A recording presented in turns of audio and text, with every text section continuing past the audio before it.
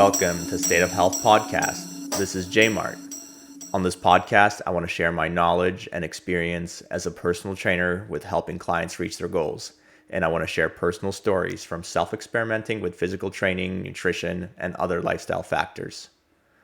On this episode of the podcast, I'm rejoined by my friend Alex to talk about her recent experience with doing a 12-week muscle building program.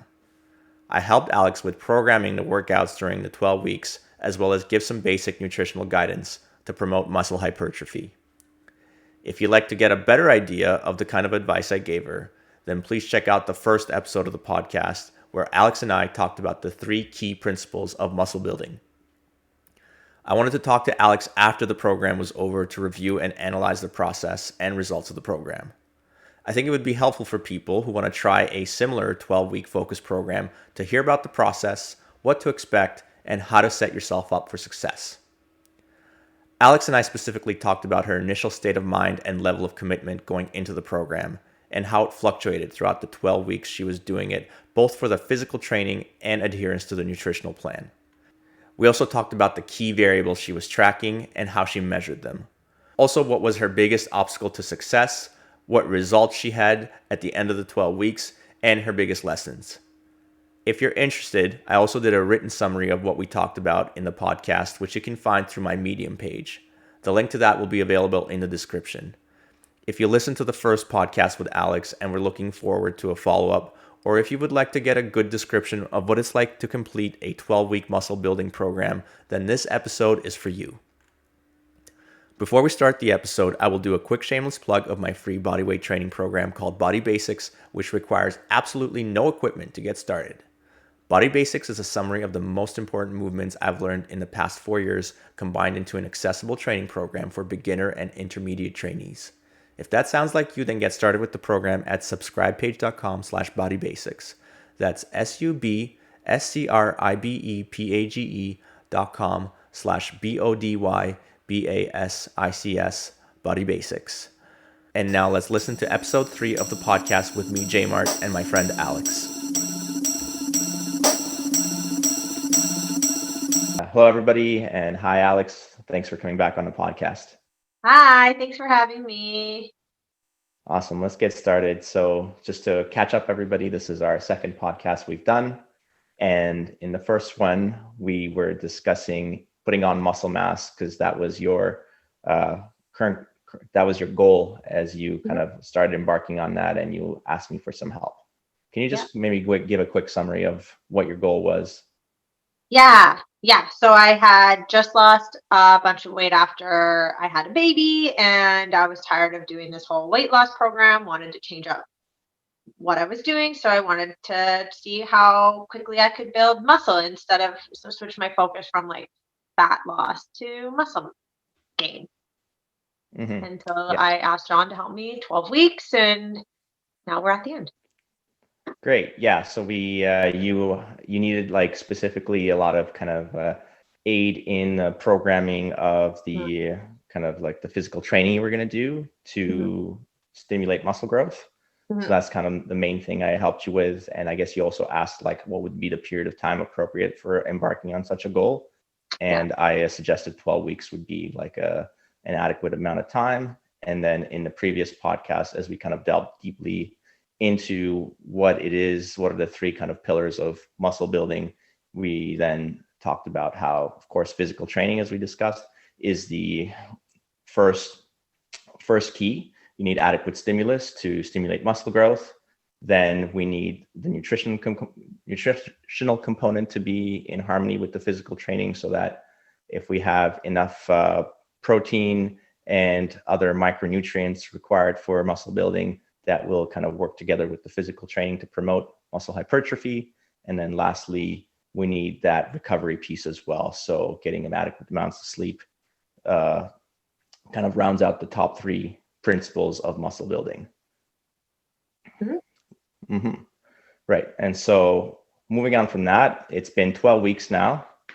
And before we get on to kind of like what your results and everything, let's just start everything from the beginning.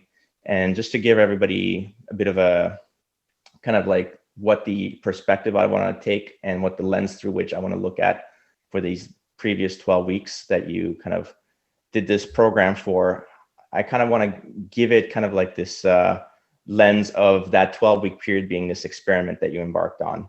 And so let's look at it kind of like these like old school like science reports we used to do, right? So we usually have like for the experiment a hypothesis, then we have like the methods that we use to do the experiment, results and conclusions. So let's start with the hypothesis. Kind of, you probably didn't necessarily have a hypothesis going into this. I did not, no. But just give us some of your kind of early thoughts, feelings, what you kind of were, what your state of mind was going into this before the 12 weeks started. Yeah, sure. So I was really gung ho. I was like ready to go. And I had this idea that I was so proud of myself for losing weight that I was like, I can do whatever. And I had like all the faith in John, you, and I was, so my hypothesis, I guess, was like, listen to John, do what he says, and it'll work out for you. And I had these visions in my head of like me being this like bodybuilder after 12 weeks. So that's where I started. I started at like a really high. Yeah, that's Oh, awesome. I can do everything he throws at me. I can eat anything he wants me to eat. I can like do whatever he wants me to do. That's where I Good. started anyway. I think that's a really healthy place to start, because obviously believing in the process and seeing that kind of final product of what you want to accomplish in your mind is super important, of course, for actually achieving those things. Yeah. So that's great that you had that opening mindset. Yeah. Yeah. And then so going into the experiment itself, so let's kind of do a quick definition of what are independent and dependent variables, and then how do those apply to this kind of 12-week experiment. So just to give a quick definition, independent variables are factors that influence a particular outcome, and then dependent variables are the actual measures of the outcome itself. So I guess in this particular case, the dependent variable would be the increase in muscle mass in your body composition that you were looking for. Sure. And then based off of that, let's go over what the independent variables would be. That would be the factors that influence that outcome. Sure. We already kind of went over it. Exercise, nutrition, and rest. Great. Exactly. Nailed it. Yeah. Nailed it. And so let's go over what were the methods that we used to measure these variables. Yeah, so starting with physical training, physical exercise. What do we? Yeah, so you gave me a program and we shared an Excel sheet, and I followed it as closely as I can, and I recorded everything that I did. You did. I did. The time it took me from beginning to end, the weights that I used, all of that. And you did a good job recording everything. I was following along the same spreadsheet, and you were very meticulous with the recording, which is excellent. And the whole point of the recording was so that you could have a definite volume of exercise that you were doing from week to week that you could go back to and do a little bit more to make sure you're stimulating growth of more muscle mass through increasing volume as well as intensity. But definitely having that recording of how much you did was super important for you to be able to apply the concept of progressive overload, which is like one of the main key concepts for, again, stimulating muscle growth. Yeah. And then all of that also aside, it helped just for motivation. Yeah, exactly. So like you can go back and see like, oh, hey, look at what I did versus like what I can do now. Just recording it and being able to look back was really helpful. Yeah, because at the time of you actually doing the exercise, it always kind of feels the same, like it always feels hard. Eventually you get like used to a weight, and then you move on to a slightly heavier weight, and then you're back to, making it feel hard. So the state of being in the actual exercise is usually the same. So you don't notice the difference. It's really hard to see that progress yourself. Yeah, totally. For sure. And then with regards to the methods of measuring for like sleep, sleep one's pretty easy, right? You just kind of look at the clock, you know, when you went to bed, you know, when you woke up. So you have an idea, okay, I've slept 8 hours between 7 and 9. That was kind of like the, you know, what the recommendation. And you didn't necessarily keep track of like how many hours of sleep you got every day. Is that correct? No, I didn't. I mean, I have a tracker, so I'm sure that I could look back and see, but I pretty much go to bed at the same time every night, and I wake up whenever my son wakes up, really. But lately I've even been trying to do a little bit better, but I would say it's close to the same. My routine's the same every day as a mom. So generally speaking, yeah, you would have noticed if there was like a long period of time where you were getting less than that recommended amount. Yeah. Which did not happen. So in terms of that, like, you know, we don't necessarily have the best way of tracking, but there would have been kind of like things that alerted us if kind of you were falling back too much. So, For sure. you know, it wasn't an issue. And then kind of the methods of measuring for the nutrition aspect, I think that was kind of probably the biggest obstacle, right? Because definitely the hardest for me. Yeah. I didn't love keeping track of amounts. I don't think that is also like super healthy for me in my brain. I start to overthink it too much, and then I start to get kind of a negative relationship with food. So I kept it relatively simple and just tried, like, I kind of took a look at how much protein is in chicken, fish, like my protein powder, and then just kind of went from that and assumed that I got the most. And my biggest thing was every time I had a meal, I just made sure that it was a protein centric meal. And from what I understand, that should have been close. Yeah. And I think, yeah, that's great. So you basically followed what I said. Like, I think my initial suggestion was maybe take a few days to a week maximum to really get comfortable with measuring food and having an understanding of how much certain things weigh and what is the kind of amount of protein versus carb or fat that makes up whatever you're eating. And then after that, you kind of get an intuitive sense of these measurements, and you no longer need to use the scale. I think you kind of took it a little bit more liberal than that in terms of like not even going that intense in the beginning in terms of the measurements. But you still did look at the kind of like the labels in terms of figuring out, you know, what is the protein content through that, and then just doing some guesstimate kind of measuring, which is still better than nothing. I think.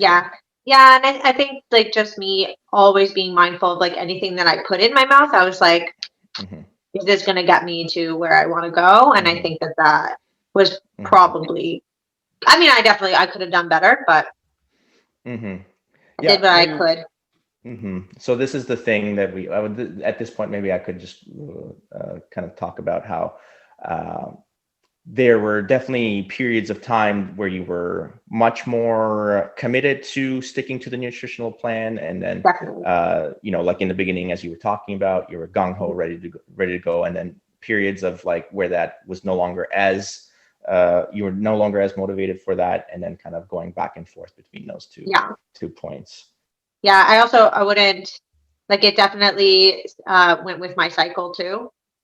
So as my month progressed and changed, I was definitely more into it versus not, depending on where I was in my personal cycle, which I don't think is surprising to anybody. Sure.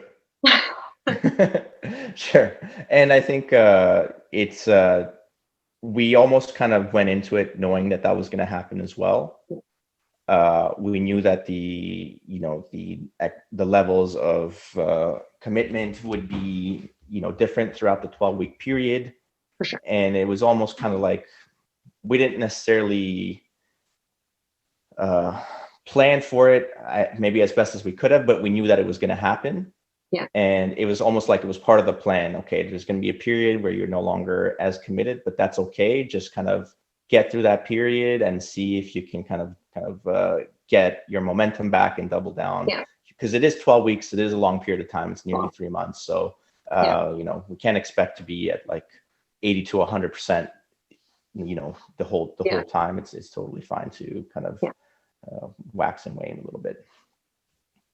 Good. All right. So then, okay, we've got the methods of measurement. So yeah, I was gonna, next question was gonna be, what was the biggest obstacle during this whole experiment? We kind of answered that a little bit with the nutrition part of it, not having the, I guess you didn't have the patience for, or not necessarily the patience, but it just wasn't in line with your personality to be measuring things very kind of closely all the time.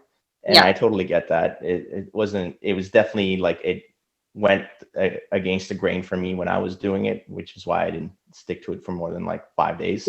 Yeah, it's tough. And I also live like not with just myself. Like maybe if I was only making food for myself, then I would constantly just follow that kind of protocol and I'd be happy. But I'm not. I'm making food for a toddler, my husband, and then also like I live with my parents, so my parents too. So it was too much to think about everybody else and how they fit into my plan as well. So like I said, if I was alone, probably would have been better. Yeah. And I think similar to the nutrition plan where like your motivation was like high sometimes and lower other times, with regards to the physical training, it was like a similar kind of pattern as well, right? Where you were really gung-ho in the beginning and then periods where like, again, maybe physically you were feeling more tired during the 12 weeks at some point versus others where you, and I remember one of the times it was from like excessive running where you like, were really tired and like almost like had to take some days off. And then at some later points, you were able to get some of that momentum back and kind of really go get after it again.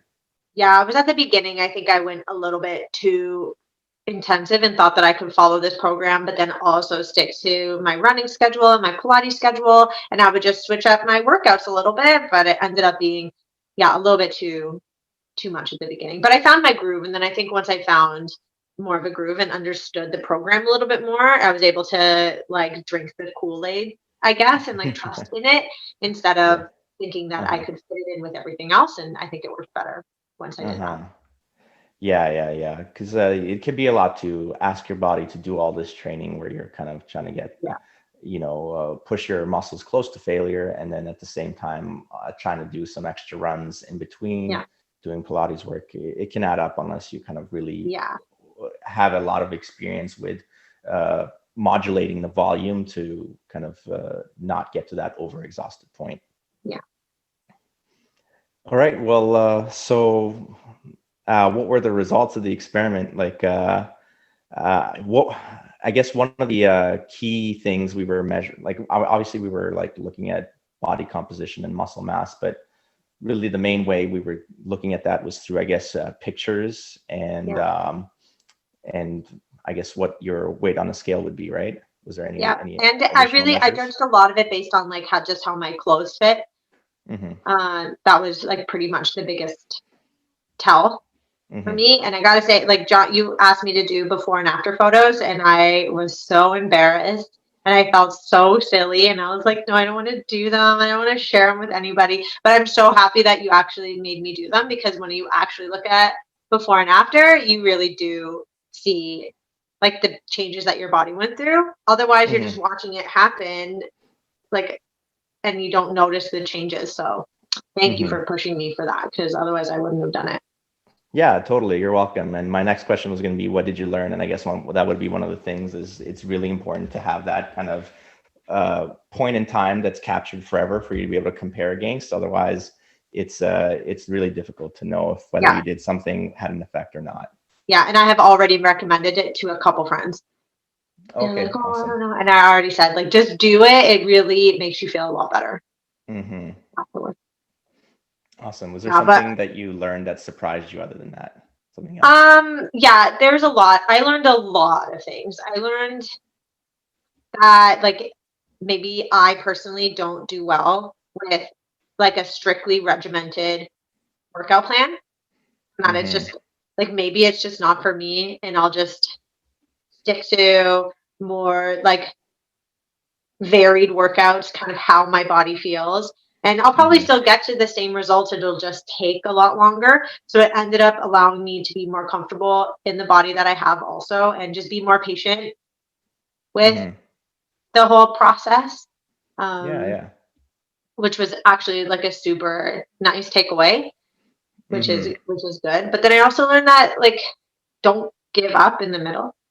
Because I Yeah. really wanted to. Like I really around the I talked to you about it at the 6 month or 6 week mark. I really hit that like fatigue. I just didn't. I wasn't in the mood anymore. I didn't want to follow, but I felt like I was indebted to you, right? Because you helped me out. I helped you out. So I kind of felt like I had to keep going, and I did.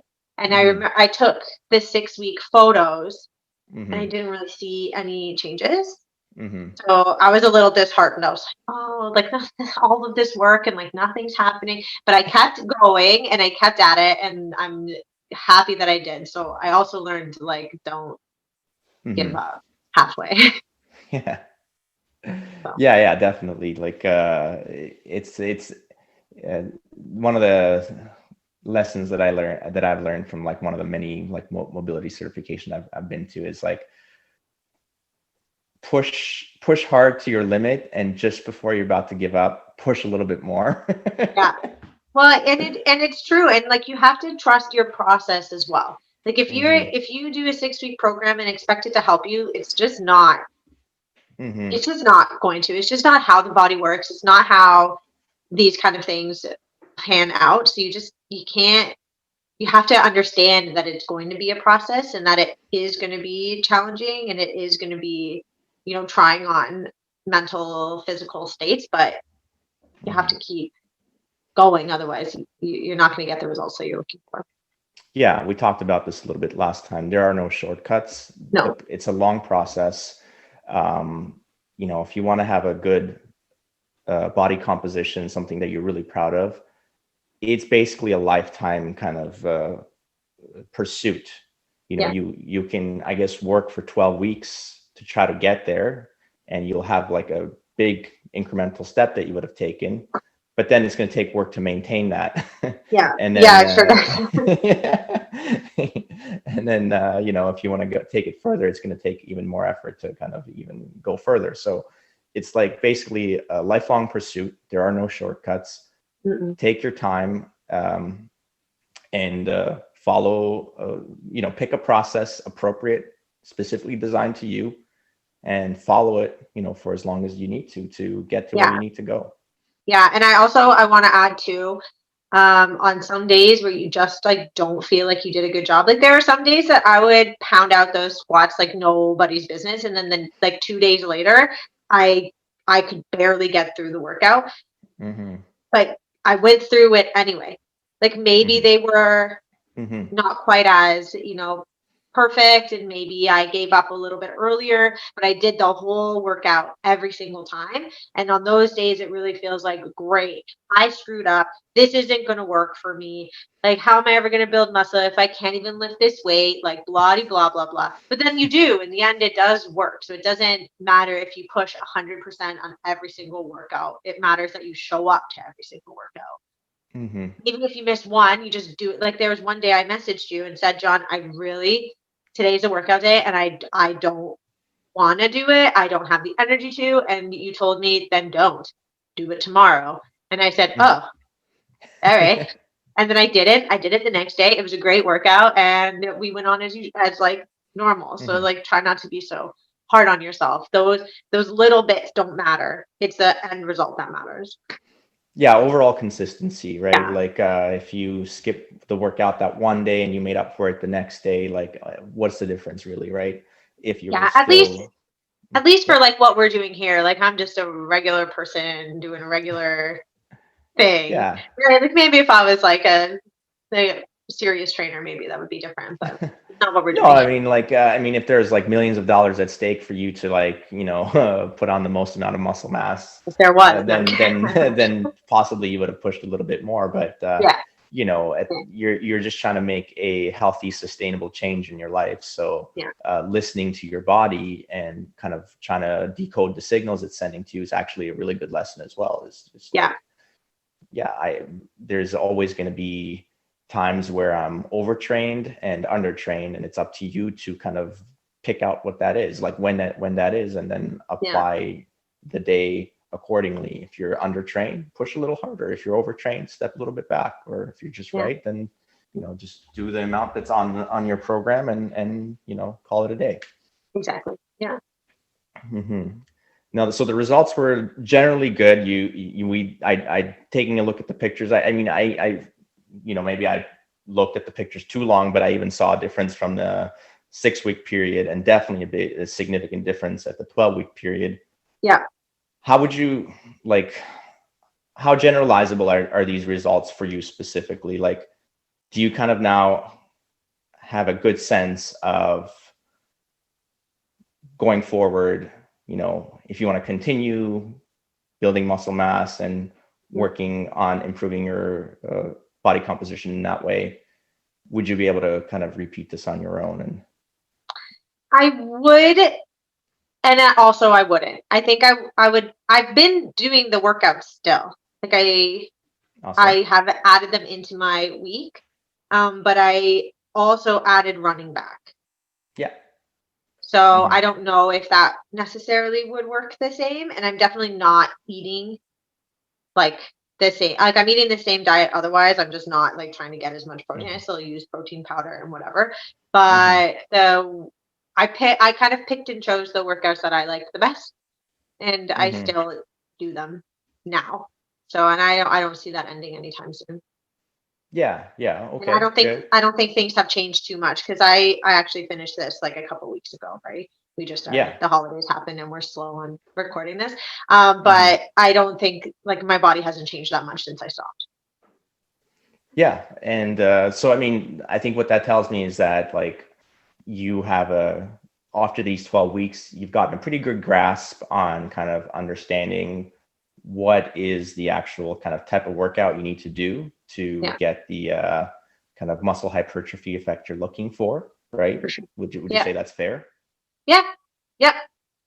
I would say to me though, for my own personal body, I would need to do a little bit more fat loss as well, because I think that I just didn't hit like cardio zones maybe as much as I could have. So I think that I did have a lot of muscle gain, but I didn't see it quite as much unless I was like super flexing, just because I didn't lose the fat that was on top. But well, you'd already lost a lot of let's say a body fat prior to that. So I mean, it was kind of just a different goal at the time, right? Yeah, exactly. Yeah, exactly.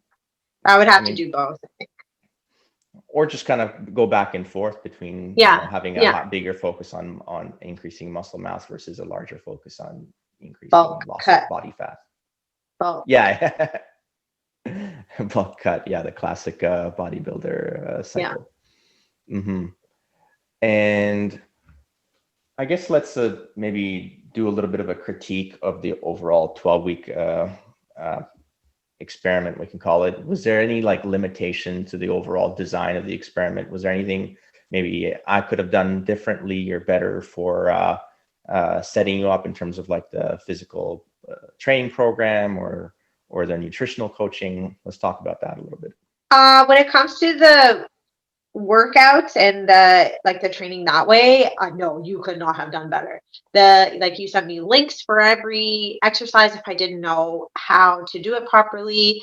You checked in multiple times to like see how things were going, and it was pretty straightforward. It was pretty foolproof. I don't think that could have been any more clear or helpful.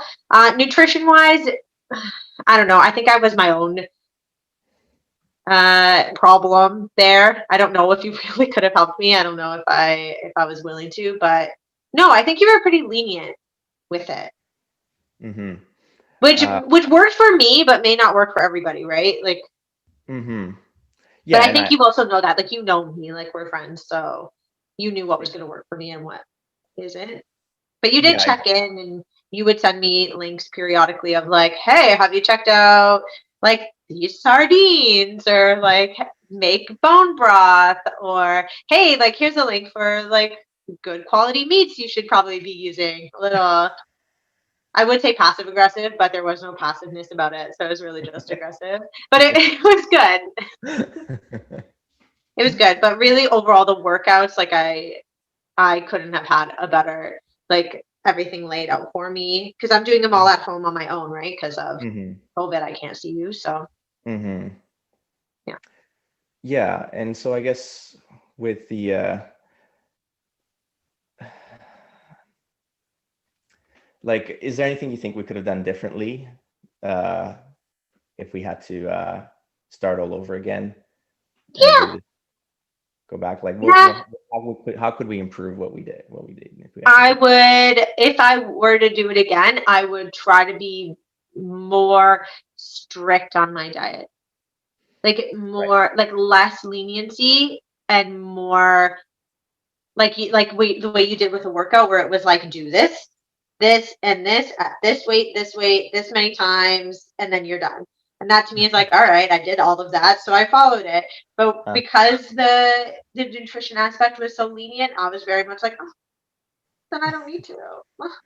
Whatever. But if you were like, dude, just like eat chicken and broccoli and whatever for dinner this day, and then the next day make yourself some salmon with some like brown rice and whatever, and then the next, like a full on nutrition plan that, or at least like a more guideline.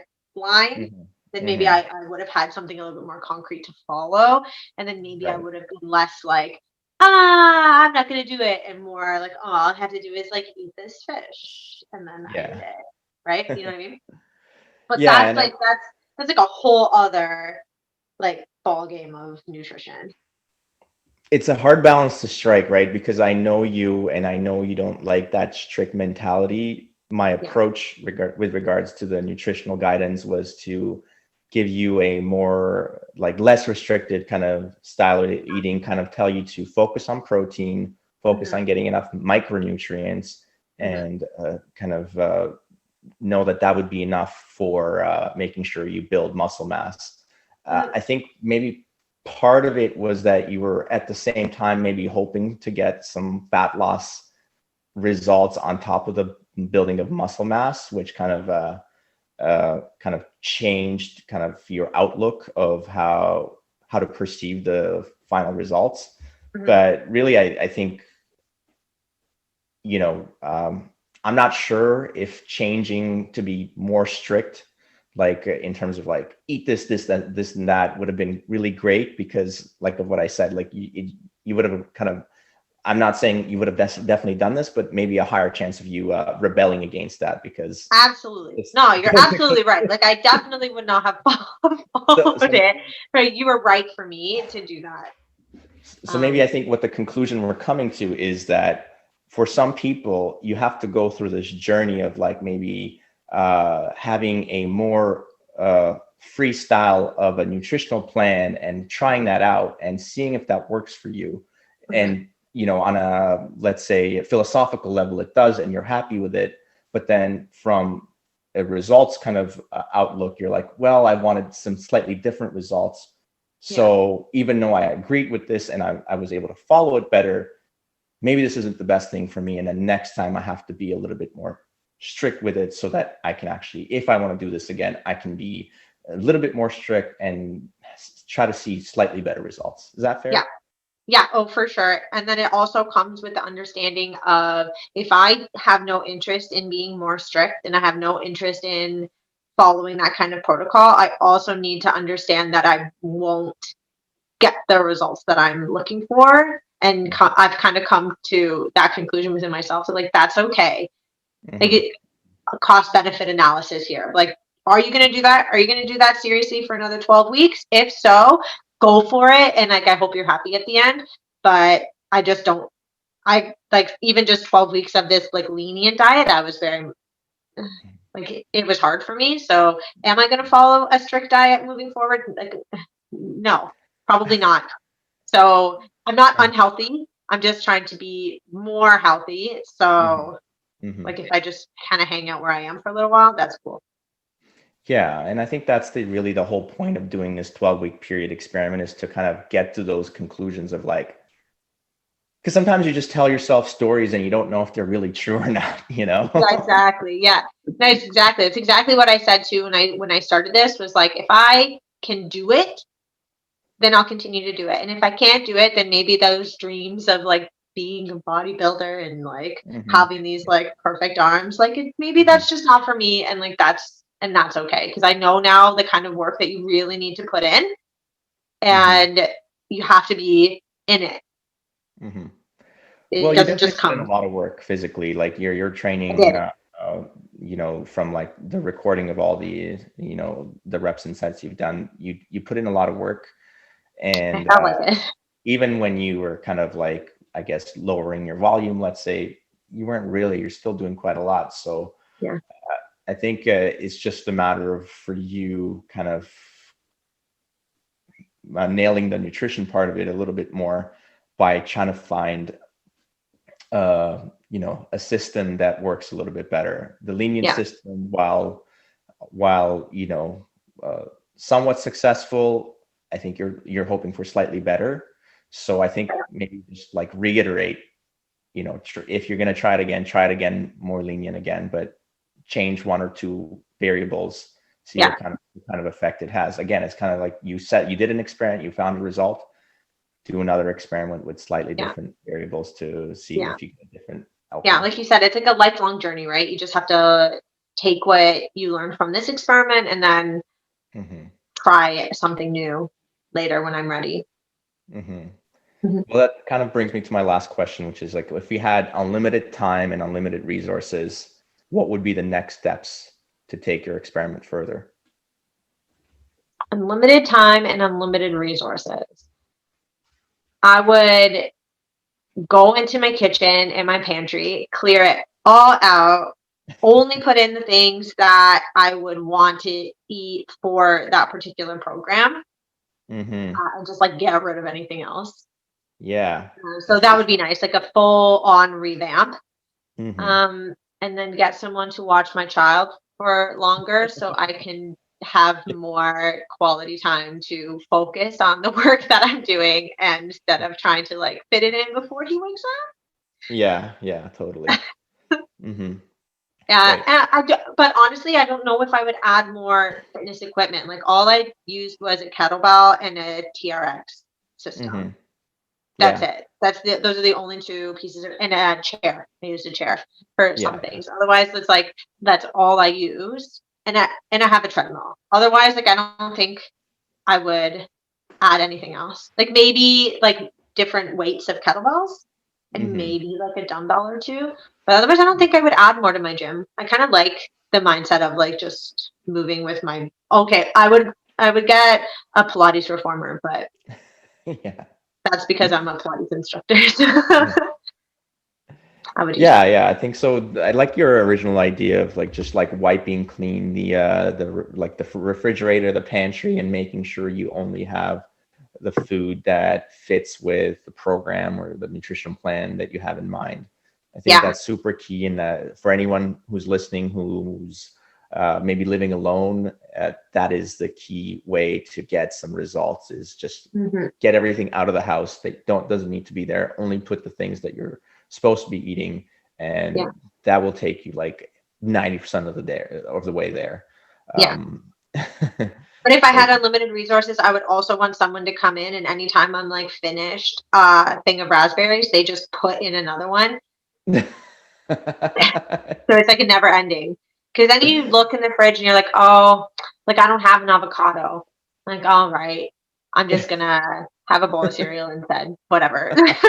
But if you just had it, you'd be like, oh, great, an avocado. Like I will eat that now. Right, right, right. Yeah, ultimately, a lot of like really good planning Yeah. is Yeah, important when you're doing all the like these kinds of for things, sure. these experiments, right? If you uh, don't have a plan, you plan to fail. That's like the phrase that I've heard before, right? Hmm. You need to come up with a strategy. So Yeah. one strategy, like you said, is to have all the food out that can't be that doesn't need to be there. Another strategy is to have a schedule for regathering food, whether that be you do Sunday meal preps, whether that be you're well organized for doing grocery trips, whatever that may be. For But sure. each person's got a unique situation. But Mhm. having a strategic plan is key, right? If you don't have that, you're kind of like just it's next to impossible to keep to it if you don't. Yeah. You're just gonna be drowning. Yeah, for sure.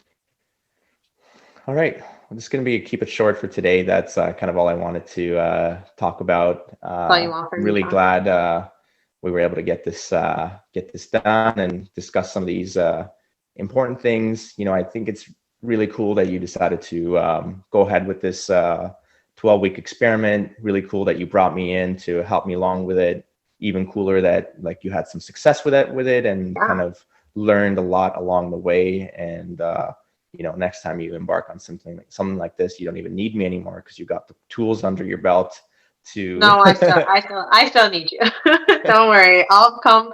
I'm telling maybe for in the a couple months motivation I'll and be Well, that and the check-ins. I don't know. Like I don't know how this works for anybody else, but like I'm a trainer by trade, and I don't like making my own regimens.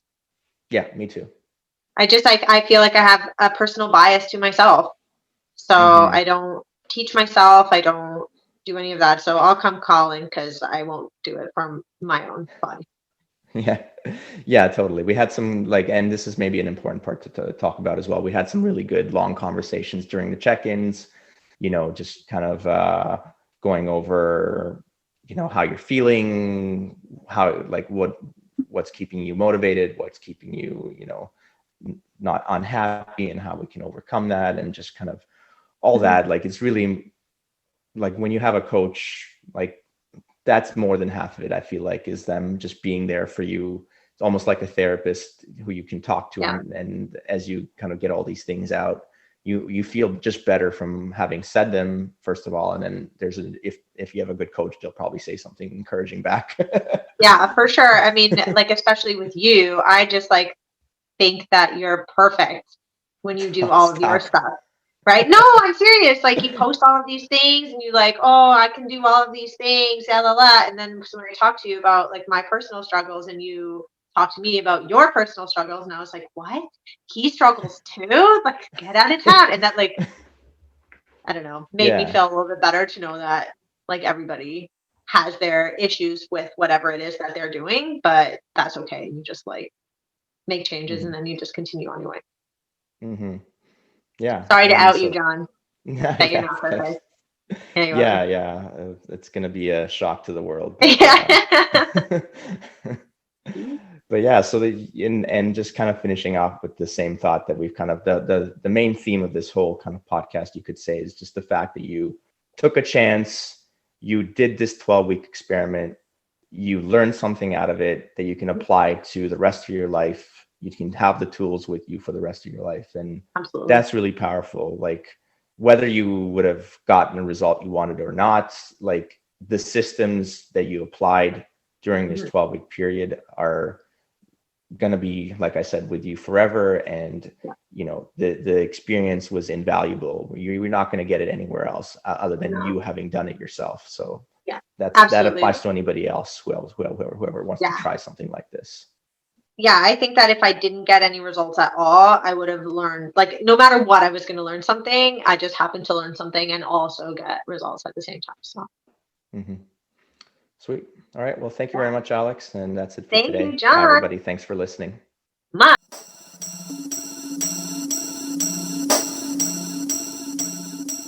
Thank you for listening to the end of the podcast.